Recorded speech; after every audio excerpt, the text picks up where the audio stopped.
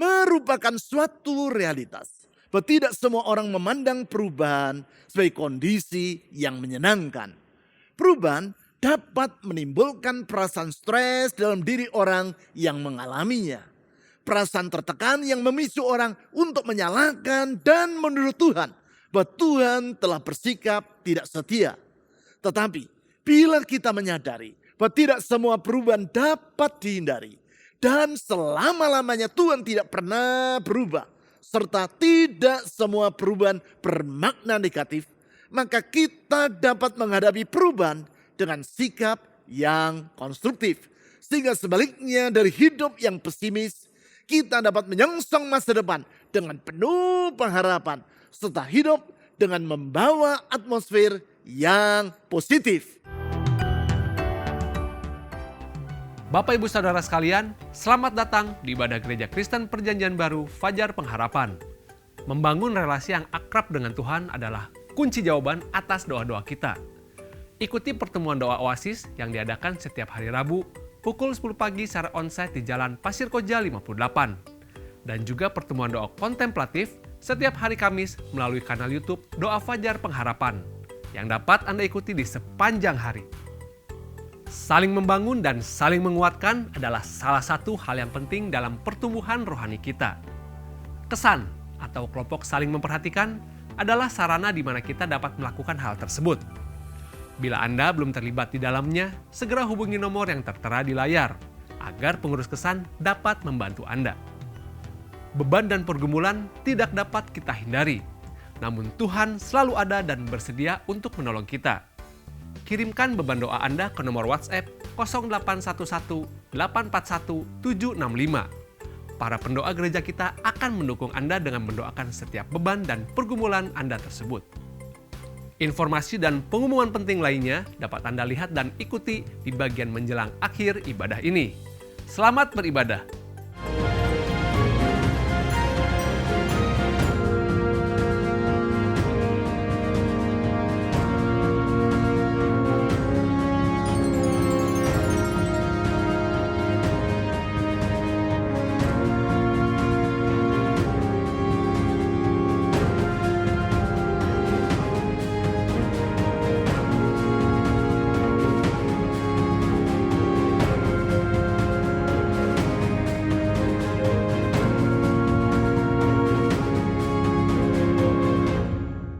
Merupakan suatu realitas bahwa tidak semua orang memandang perubahan sebagai kondisi yang menyenangkan.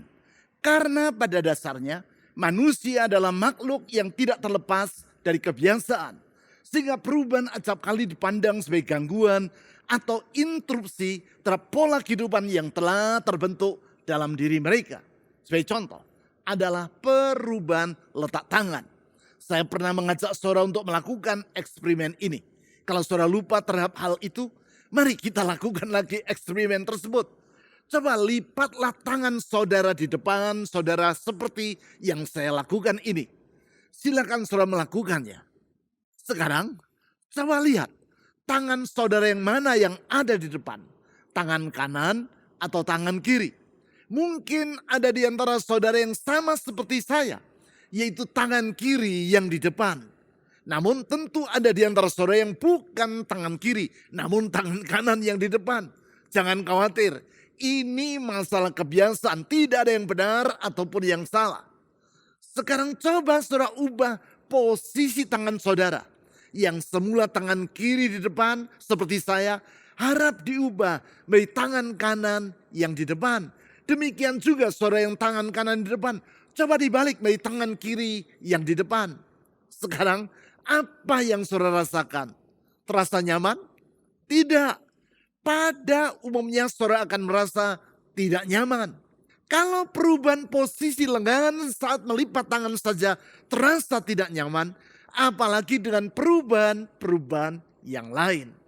Perubahan seperti itu dapat menimbulkan perasaan stres dalam diri orang yang mengalaminya.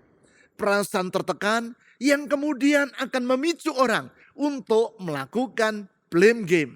Saudara tentu sudah paham makna dari game yang satu ini, yaitu menyalahkan kondisi atau orang lain tentang apa yang terjadi.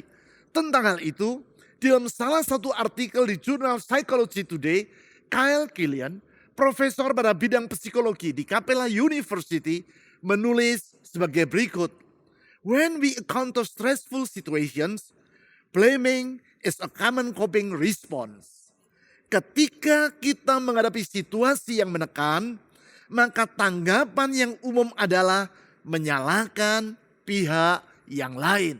Artinya, kalau keadaan menyenangkan, orang tidak akan menyalahkan siapa-siapa.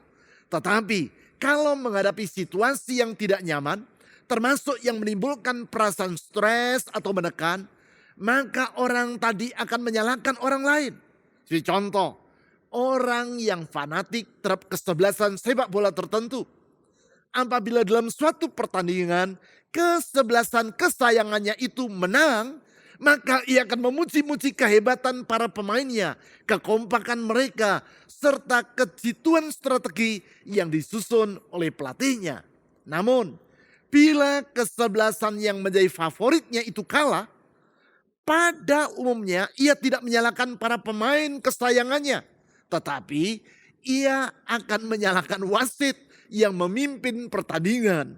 Ia akan berkata, wasit telah berlaku tidak adil. Ini pasti karena wasit telah disuap oleh tim lawan. Atau bisa juga ia berkata, pemain lawan telah bertindak tidak sportif. Belum lagi lapangannya memang tidak memadai untuk dipakai bertanding. Dan macam-macam alasan lainnya. Blame game jenis ini lazim disebut sebagai attribution bias atau bias koneksi. Bias seperti ini juga dilakukan orang sehubungan dengan jenis gender. Sebagai contoh, kalau seorang laki-laki berhasil meraih kedudukan tertentu dalam karirnya, orang berkata, itu karena memang hasil kerja keras dia. Tetapi kalau yang berhasil tadi adalah perempuan, maka banyak orang yang akan berkata, ya itu kebetulan saja karena nasib dia memang sedang baik. Namun hal sebaliknya akan terjadi kalau orang tidak berhasil mencapai sasaran yang ingin diraih. Kalau yang mengalami kegagalan itu adalah laki-laki, maka orang akan berkata, ya nasibnya sedang kurang baik sehingga kali ini ia belum berhasil. Tetapi kalau yang mengalaminya adalah perempuan, orang akan berkata, itu karena dia kurang berusaha dengan sungguh-sungguh sehingga ya wajar saja kalau gagal. Artinya, kalau laki-laki berhasil, itu karena usaha. Kalau ia gagal, itu karena nasib. Sedangkan perempuan, kalau berhasil, itu bukan karena usaha, tetapi karena nasib. Tetapi kalau ia gagal, itu bukan karena nasib, tetapi karena kurang berusaha dengan sungguh-sungguh. Memang repot jadi perempuan. Begini salah, begitu keliru, alias tidak ada benarnya. Bias atau blame game seperti itu juga acap kali dilakukan orang terhadap Tuhan. Termasuk ketika mereka melewati perubahan. Apabila perubahan itu terasa nyaman, seperti perubahan dalam bentuk kemajuan karir atau perusahaannya, orang itu akan berkata, memang usahaku selama ini tidak sia-sia. Semua ini tidak terlepas dari jerih lelahku. Di dalam situasi seperti itu, ia tidak beranggapan bahwa kemajuan tadi adalah karena Tuhan. Kalaupun ia berkata kepada orang lain, puji Tuhan, Tuhan telah memberkati saya. Pada umumnya, kata-kata yang ia ucapkan itu hanya sekadar basa-basi dan tidak sungguh-sungguh keluar dari dalam hatinya.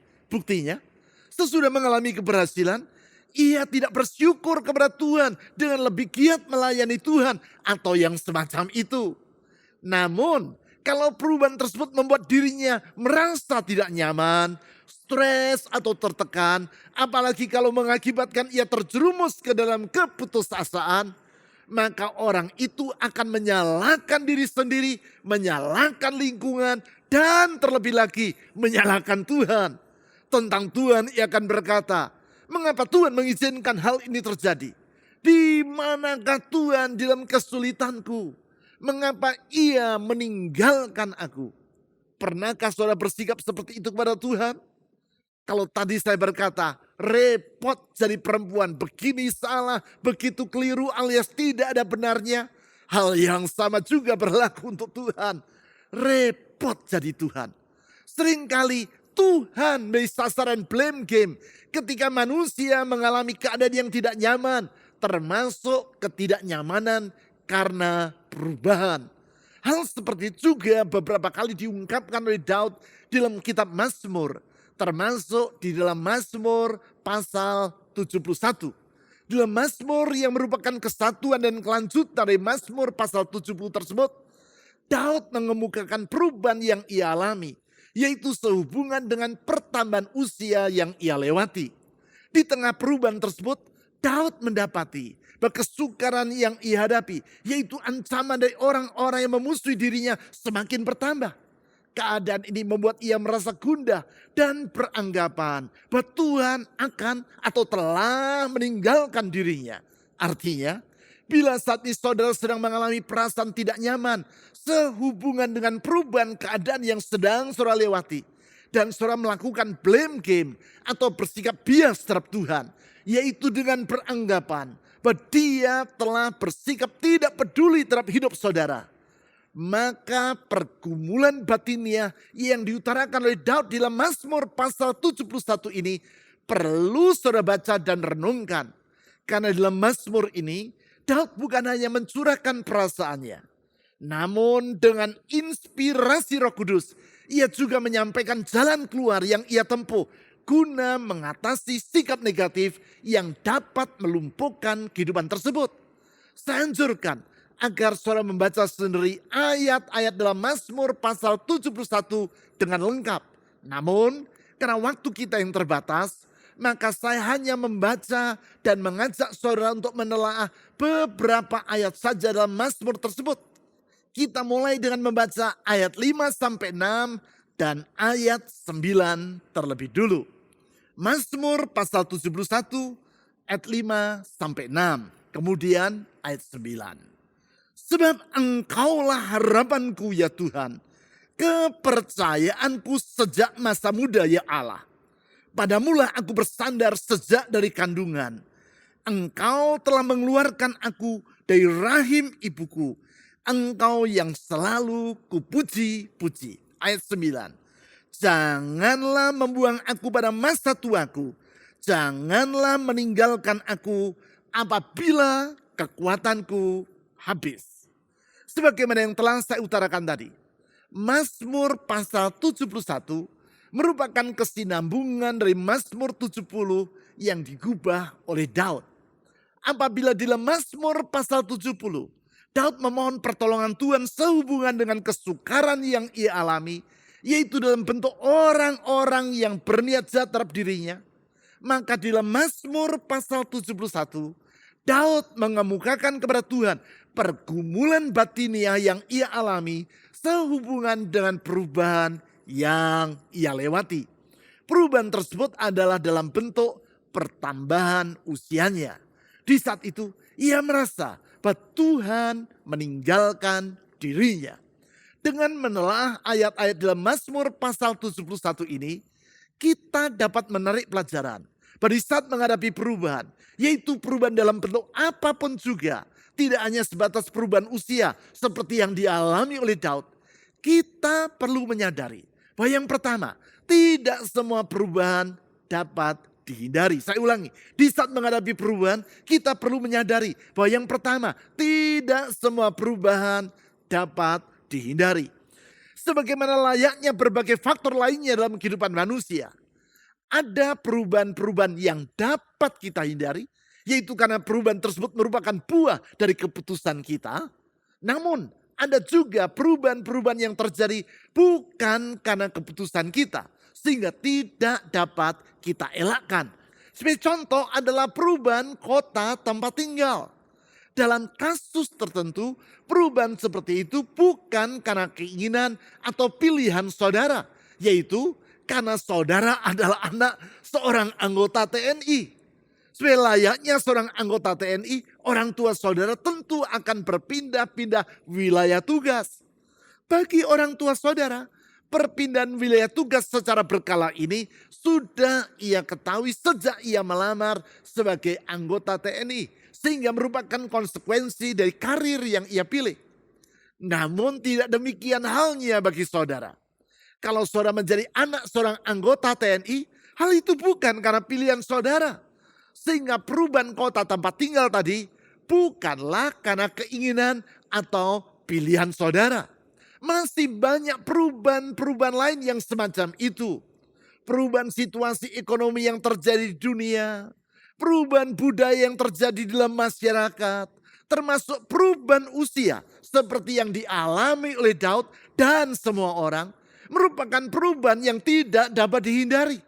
Perubahan-perubahan seperti ini bukan saja dapat menimbulkan perasaan tidak nyaman, juga dapat mengakibatkan perasaan tertekan atau stres dalam diri orang yang mengalaminya.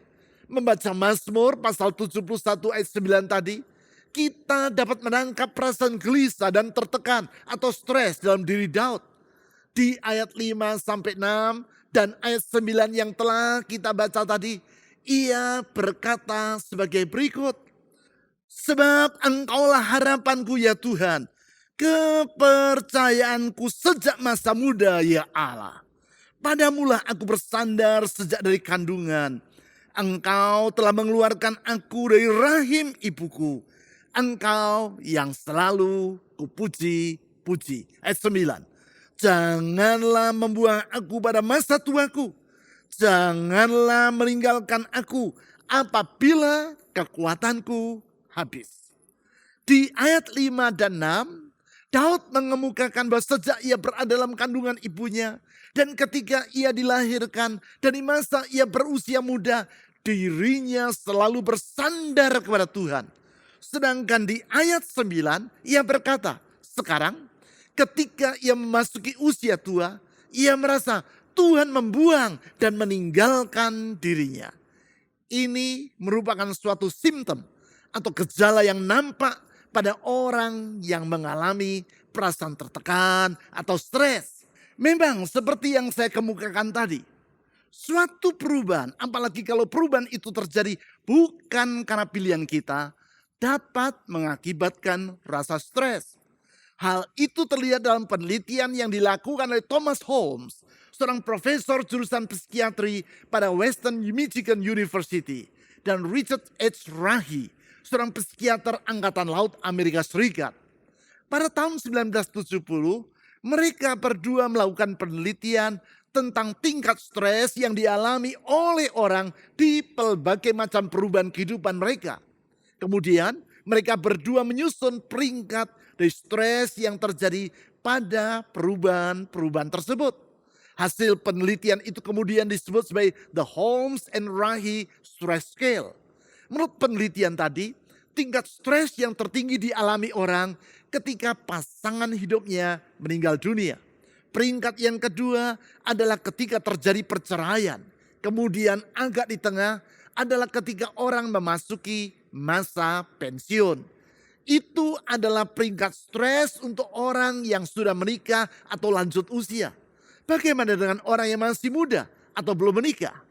Bagi orang muda dan belum menikah, tingkat stres yang tertinggi adalah ketika orang tua mereka meninggal dunia dan ketika mengalami kehamilan yang tidak diharapkan. Selanjutnya, ketika mereka akan menikah.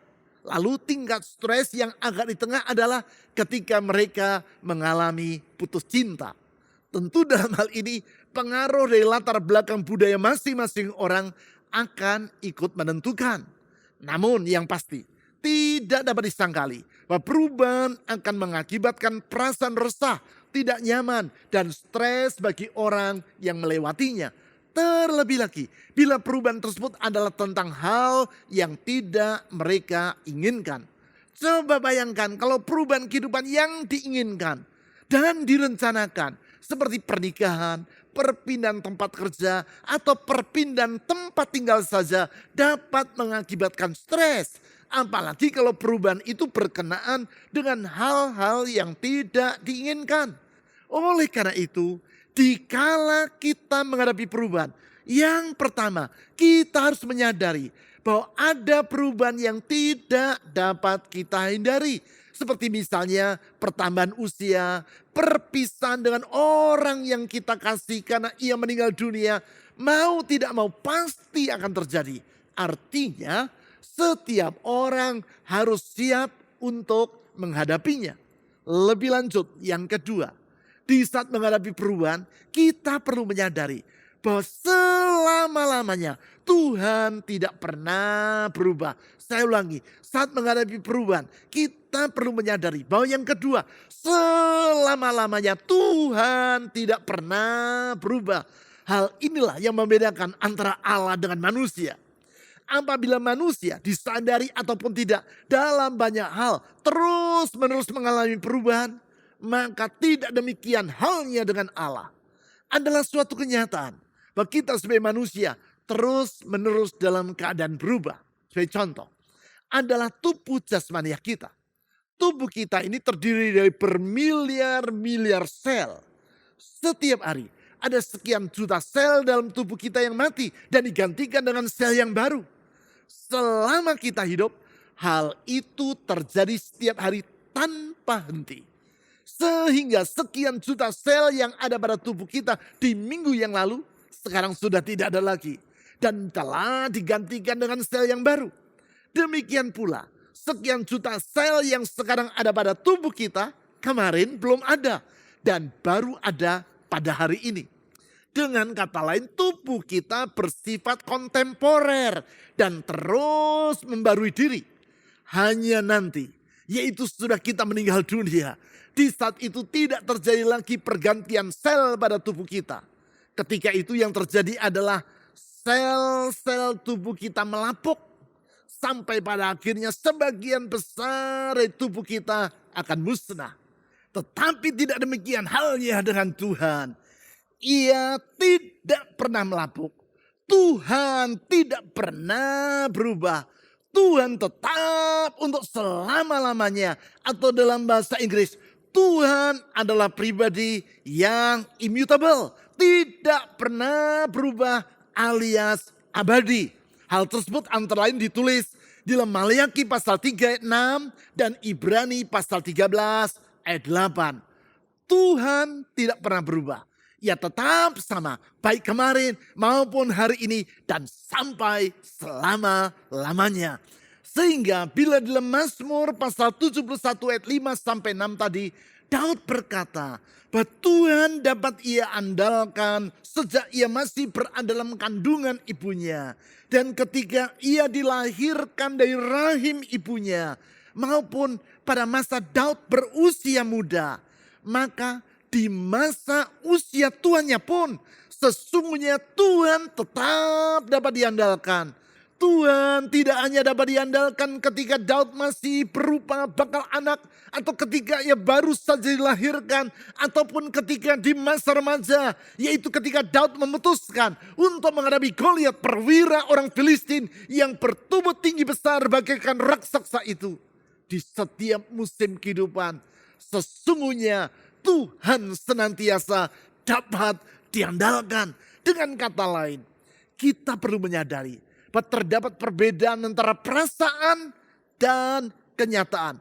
Bisa jadi di saat menghadapi perubahan, kita merasa bahwa Tuhan telah bersikap tidak peduli dan ia berubah setia. Tetapi perasaan seperti itu bukanlah suatu kenyataan. Di dalam realitas, Tuhan tidak pernah berubah. Kalau di masa lampau ia bersikap peduli, maka di masa sekarang pun bahkan sampai selama-lamanya Tuhan tetap dapat diandalkan. Sekarang yang ketiga, di saat menghadapi perubahan kita perlu menyadari bahwa tidak semua perubahan bermakna negatif. Saya ulangi, di saat menghadapi perubahan kita perlu menyadari bahwa yang ketiga, tidak semua perubahan bermakna negatif. Bahkan perubahan-perubahan yang tidak kita inginkan pun bisa jadi bermakna positif. Memang tidak semua perubahan bersifat membangun. Hal itu adalah jelas.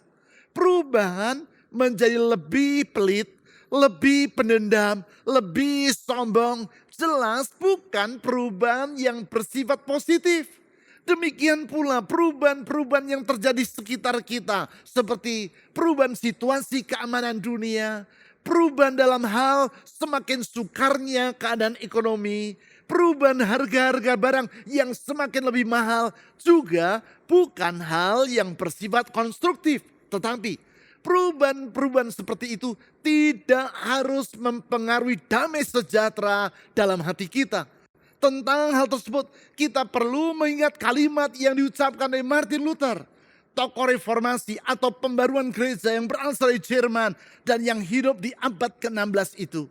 Seperti yang beberapa kali pernah saya kutip, Martin Luther pernah berkata, "You cannot keep birds from flying over your head, but you can keep them from building nests in your hair." Artinya, Anda tidak dapat mencegah burung-burung terbang melintas di atas kepala Anda. Namun, Anda dapat mencegah mereka membangun sarang di rambut Anda.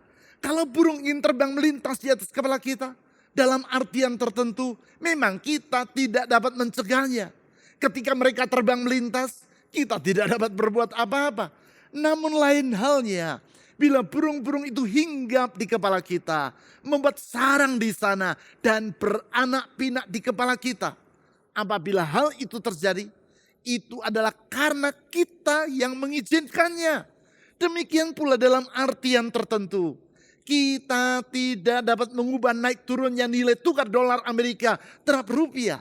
Dalam batas-batas tertentu, kita tidak dapat mengubah situasi keamanan di dunia ini. Tetapi bukan berarti semua perubahan-perubahan tadi harus membuat kita menjadi panik, putus asa, ataupun menuduh Tuhan bahwa Dia telah bersikap tidak peduli dan meninggalkan kita. Tidak.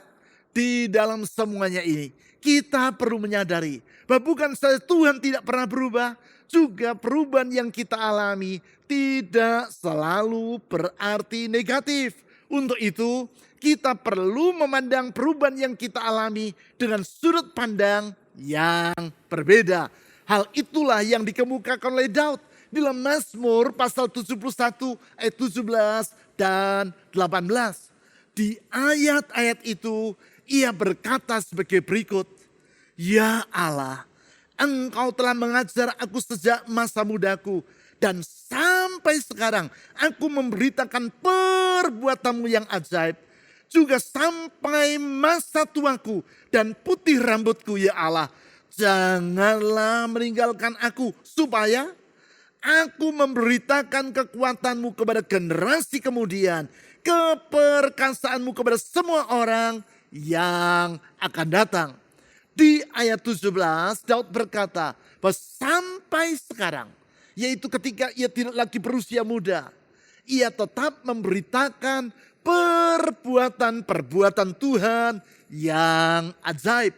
Selanjutnya di ayat 18 ia berkata bahwa ia berkeinginan agar ketika sudah mencapai masa tua, ia tetap memberitakan kekuatan Tuhan kepada generasi-generasi yang selanjutnya, bahkan kepada semua orang.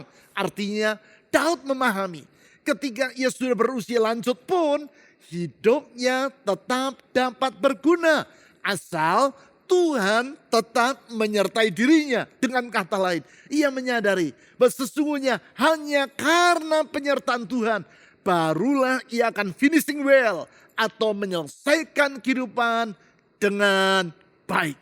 Memang ketika saudara telah berusia lanjut, secara fisik kekuatan saudara bisa jadi akan menurun. Dan daya ingat saudara kemungkinan tidak lagi tajam seperti di masa saudara masih berusia muda.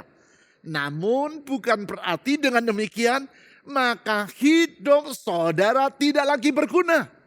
Kalau Tuhan menyertai saudara, maka hidup saudara tetap dapat membawa manfaat bagi orang lain dan tetap dapat memuliakan Tuhan. Di dalam hal ini, yaitu saudara dapat tetap hidup menjadi teladan iman, kasih, pengharapan, dan kesetiaan kepada Tuhan sampai akhir. Kesadaran akan kebenaran ini mengakibatkan Daud dalam Mazmur pasal 71 ayat 22 dan 23 berkata sebagai berikut, "Aku pun mau menyanyikan syukur bagimu dengan gambus atas kesetiaanmu, ya Allahku. menyanyikan mazmur bagimu dengan kecapi, ya Engkau yang Maha Kudus Allah Israel. Bibirku akan bersorak-sorai dan menyanyikan mazmur bagimu. Juga jiwaku yang telah Engkau bebaskan akan bersorak-sorai.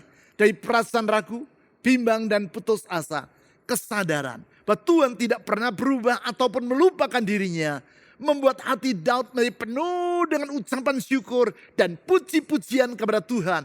Dari perasaan tertekan, serang jiwanya mengalami kebebasan sehingga ia dapat bersorak-sorai dan menyanyikan mazmur bagi Tuhan.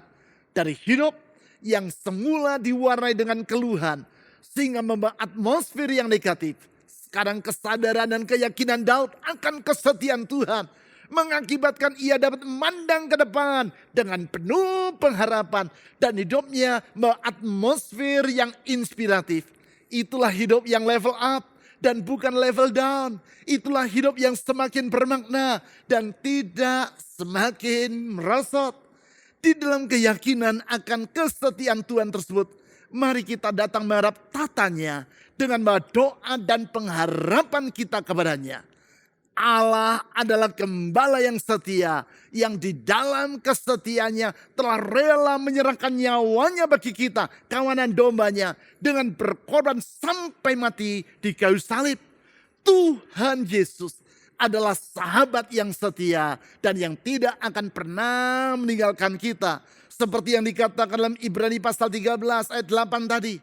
Tuhan Yesus tetap sama, baik kemarin maupun hari ini, dan sampai selama-lamanya. Mari kita berdoa. Kami bersyukur Tuhan Yesus karena Engkau setia.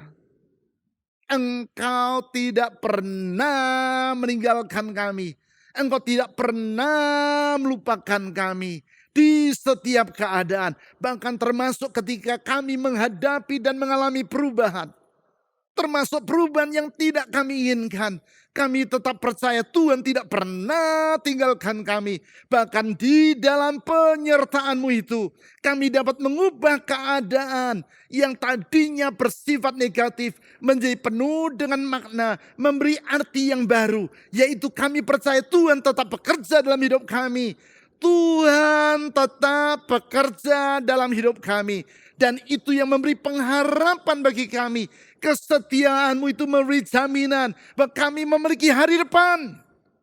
Tuhan, kalaupun hidup ini mengalami perubahan karena pertambahan usia, karena keadaan atau apapun juga, tetapi kesetiaan-Mu membuat kami tetap hidup dalam damai sejahtera. Karena di setiap keadaan hidup kami tetap berguna.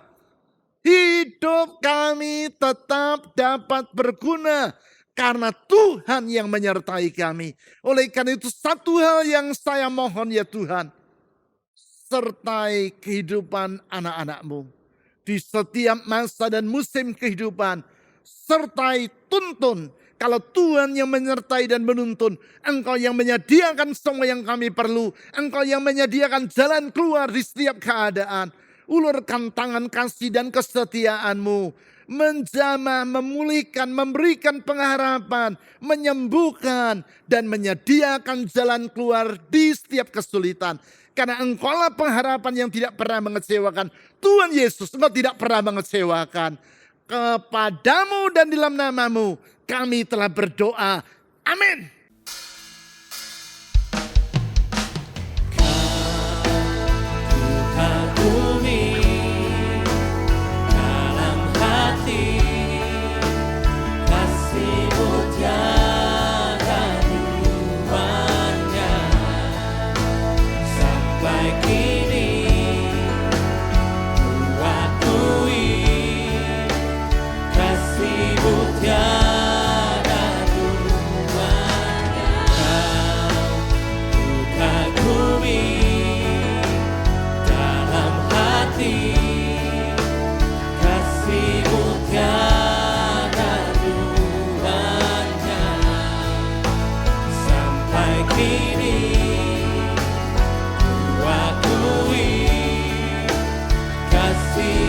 Tiada duanya.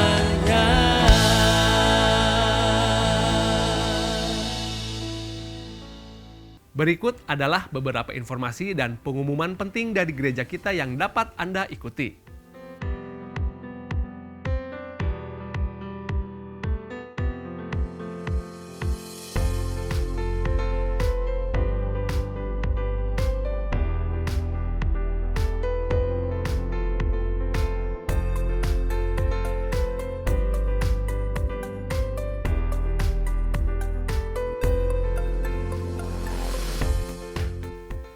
Mari kita dengan sukacita memberikan persembahan dan persepuluhan kita kepada Tuhan sebagai ungkapan kasih dan syukur kita kepadanya. Anda dapat memberikannya dengan memasukkannya ke dalam kotak persembahan, atau melalui rekening bank, atau dengan cara men-scan QR Code dengan menggunakan aplikasi dompet digital. Ibadah online GKPB Fajar Pengharapan dapat Anda ikuti setiap saat mulai hari Sabtu pukul 5 sore melalui YouTube, website, dan aplikasi yang tertera di layar. Berbagai informasi penting lainnya dari gereja kita dapat Anda ikuti melalui website www.fajarpengharapan.net atau melalui aplikasi GKPB Fajar Pengharapan serta Instagram GKPB Fajar Pengharapan. Bapak Ibu Saudara sekalian, sehat selalu dan sampai jumpa minggu depan.